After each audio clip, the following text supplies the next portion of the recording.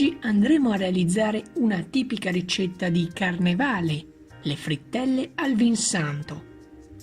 Per realizzare questo dolce ci serviranno 150 g di zucchero, 4 uova, una bustina di lievito per dolci, un bicchierino di liquore, nello specifico il vin santo, 200 ml di latte, una bustina di zucchero a velo, olio per friggere e 500 g di farina di grano tenero 00. Andiamo a versare lo zucchero in una terrina di grandi dimensioni. Ricordatevi che qui dentro ci devono stare tutti gli ingredienti, quindi evitate le scodelle di piccole dimensioni. Andiamo a mettere lo zucchero e le uova e cominciamo a mescolare. La lavorazione può essere portata avanti a mano con una forchetta oppure meccanicamente con un frustino elettrico.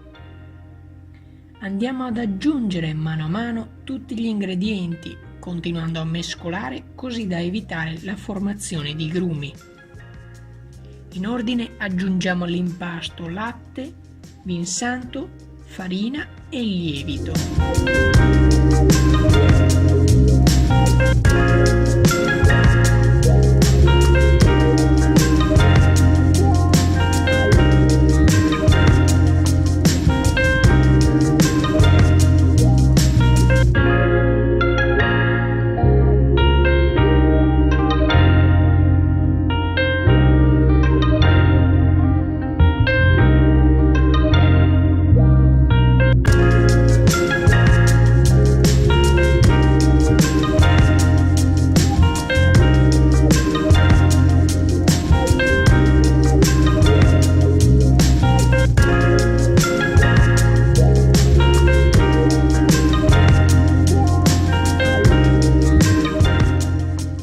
Una volta che l'impasto è omogeneo e pronto, andiamo ai fornelli.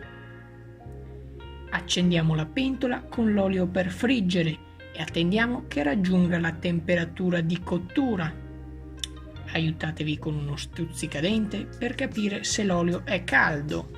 Se l'olio fa bolle sullo stuzzicadente è pronto.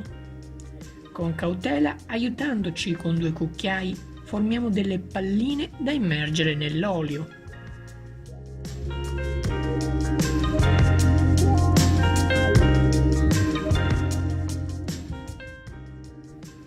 Lasciate cuocere fino a che le frittelle non risulteranno belle dorate. Una volta tolte dall'olio, usiamo della carta da cucina per assorbire l'olio in eccesso.